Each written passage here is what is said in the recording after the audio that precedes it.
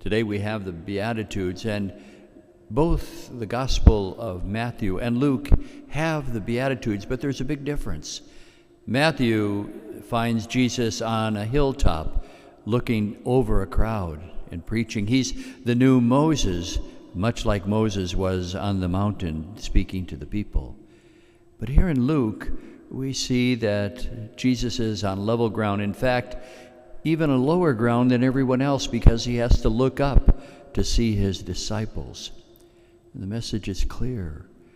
And in assuming our humanity, in reminding us who we are and what it means to be human, Jesus reminds us that we are all on the same level ground.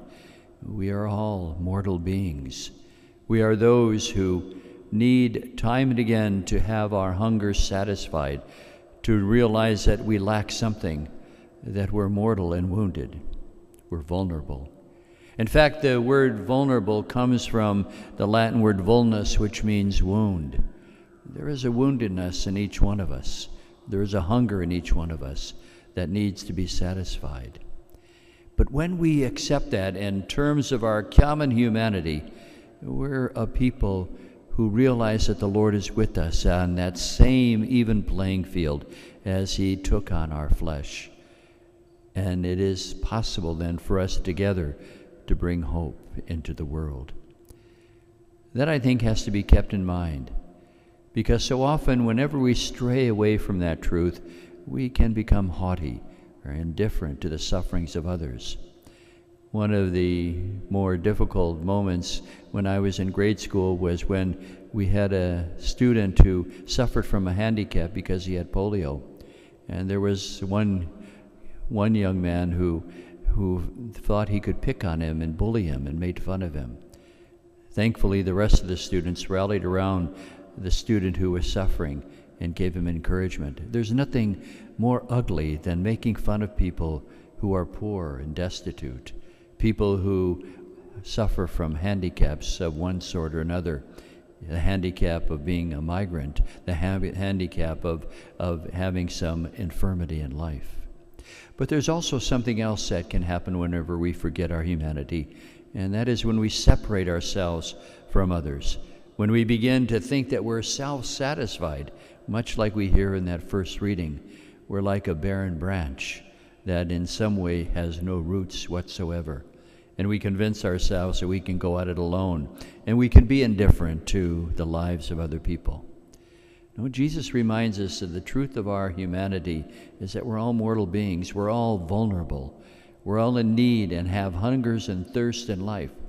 But when we recognize that in each other, and when we help each other along the way, we can really bring hope together into the world.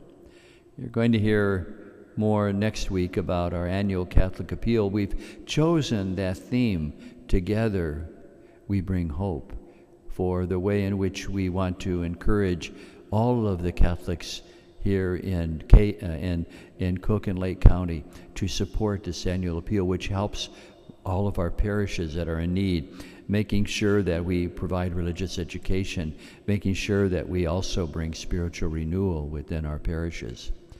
It is when, in fact, we walk away from our humanity, when we think that maybe we're self-sufficient or we can live life on our own, that as we hear in the gospel, we really become cursed.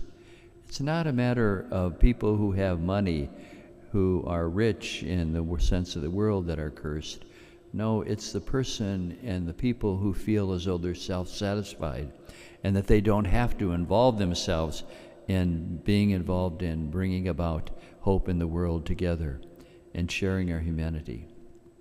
So today, as we hear this gospel, let's not be afraid of our woundedness, of our vulnerability, of our mortality, because as we hear in the Gospel of Luke, that's where Jesus is. He is on the same level as we are. He shares all that we have in life that seems so very finite. And he does so as one who promises this eternal life, not to be afraid of who we are, but to stand together with those who are in need, because we too are in need.